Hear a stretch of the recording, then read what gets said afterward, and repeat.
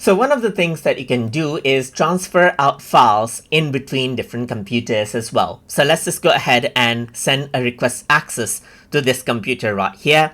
And the other user must actually give permission for file management if you want this to actually happen. So you can see that this is what you have right here. You got the session right here, you got AnyDesk, and now you're controlling the other person's computer right here, just like this. So suppose you have this file. So I have this image sequence file, as you can see. If I were to click and drag it, you can see that I cannot go ahead and directly drag it inside. So what you need to do is access out the file management by clicking on Browse Files right here.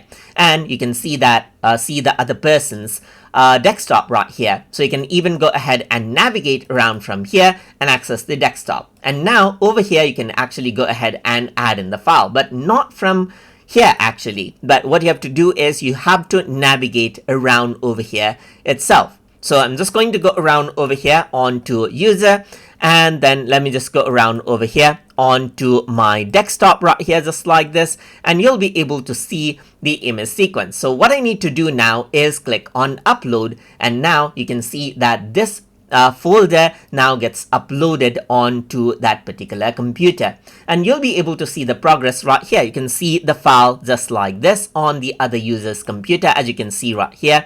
And if you were to go ahead and double click it, you will be able to see that out. Apart from that, what you can also do is you can download out the file from that particular computer. Let's say for example, I'm going to go ahead and then I'm going to create a new text document right here, new text document. For example, I will be able to go ahead and access it right here. You can see the new text document. So you can simply go ahead and select this and click on download, and it'll be downloaded onto your desktop. So you can see the new text document from the other computer right here. And you'll be able to see the progress of download and upload right here in AnyDesk. So that is how you can go ahead and transfer out files between devices from AnyDesk. So I hope you guys learned something as always. And as always, please like, comment, share, and subscribe.